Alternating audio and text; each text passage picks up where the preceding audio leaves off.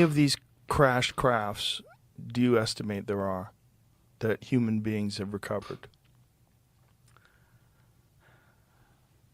More than 10. More than 10. More than 10. How many of them are in possession of people in the United States? I meant more than 10 in possession of the United States. What about worldwide? Worldwide? Do we have any data on that? We have data, but it's classified. There's no way to really talk about it. But so there's more, though. You could safely say it's not just the ones in the United States. Not just the ones in the United States, and these. Are they equally distributed? I actually don't know for sure in terms of data. I mean, we have our best data, of course, on our own retrievals. But more than 10 retrieved in the United States. More than 10 retrieved. What is your take on Bob Lazar? Well, we looked into the Bob Lazar story, and but only from a certain relatively superficial level. Looked at we found out what his clearance levels supposedly were, and so on, which came back saying it was not high enough to be doing what he says he was doing. On the other hand, it may just simply be, it was better than that, but we didn't have the access to see that. So when I hear his physics descriptions, it's a puzzle. It seems not exactly as I would anticipate might be the technology behind the craft, but I can't absolutely write him off. So it's an enigma, and I don't have any hard data to prove one way or the other. So it's I know you've talked to him. And, it's a fascinating puzzle. It is a fascinating puzzle because that would be the place. S4 would be the place where they would do that kind of work. I mean, if you wanted to do something like that in complete privacy and secrecy, you'd do it in the middle of the Nevada desert, very protected. That's true. Right. Outside of Area 51. So even when people that have high clearances go and say, well, tell me about this. What's behind this? Who knows? If it's a special access program, an SAP, it might be, say, no, we're going to tell you that, he didn't do anything of significance here. In fact, he might have done something of significance. There's just no way of telling from the outside. Yeah.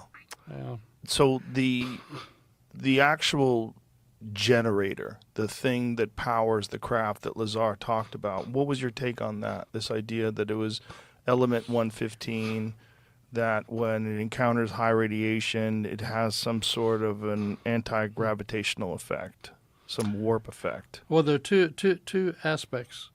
One is, what is the material or mechanisms that generate the effects? And then the other is, are the effects being described reasonable descriptions of the kind of effects you think are associated with such craft? On the element 115, as you know, in the general scientific community, we've seen element 115, but it's very short-lived. So it's hard to evaluate that, and at this point, there's no evidence that's it. But his description of the anti-gravity effects and so on, that's an area that is well described as what you might expect. As it turns out, in that series of 38 papers, one of my own papers that I provided was one called Space-Time Metric Engineering. And when the pilots came to me and said, drops down, takes off, right angle turn at Mach 10, this is way beyond our physics. And I said earlier, no, I think it's not beyond our physics, beyond our engineering. But what I did on the physics level was all of our electronics that we have here, for example, this microphone, the recording that you're making, and so on, that's all based on electromagnetic kinds of technologies, all of which come out of Maxwell's equations. Maxwell's equations, Clerk Maxwell way back in the 1800s developed the equations for electromagnetism, and basically any kind of electromagnetic device, you name it, Wi-Fi, whatever, can be traced back to his equations. So what I said to myself was, okay, we have these apparent craft operating with this unbelievable kinds of activity.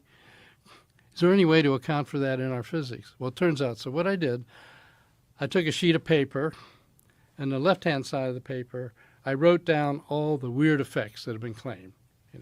Right angle turn at Mach 10. I got close to the craft, and suddenly it wasn't the same size as it seemed to be when I was further away. It was a certain color, but when I got close to it, it was a different color. All these weird things. To me, the weirder the better, because if somebody was just making up a BS story, they want it to sound rational. So you don't come up with things like, well, I got in the craft, 5 minutes went by, I came out, and 2 hours had gone by. I mean, you're just not going to make that up. Then on the right-hand side of the piece of paper, I said, okay, we have Einstein's equations in general relativity, and we use them to talk about black hole mergers or neutron star mergers or whatever.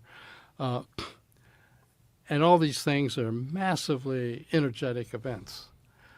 Suppose I could engineer Einstein's equations the way we engineer Maxwell's equations for electromagnetic effects. What would I expect to see? And I find out I got a hand-in-glove match between what was claiming to be observed and, what Einstein's equation, if you could engineer them. Well, why can't we engineer them? Well, what we know today is the energy density required to engineer those equations is just way beyond our ability to do so.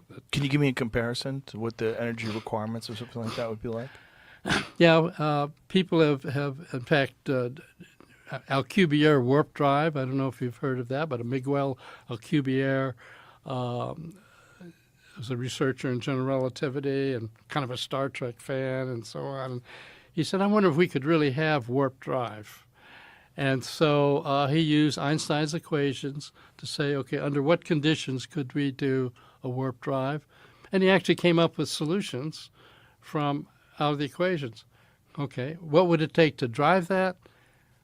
Oh, it would be hundreds of times more than the energy of the sun. I mean, wow. Just out of sight energy. So, until we have a new energy source, or until there's some back door that we haven't, zeroed in on, it's just really outside of our expertise.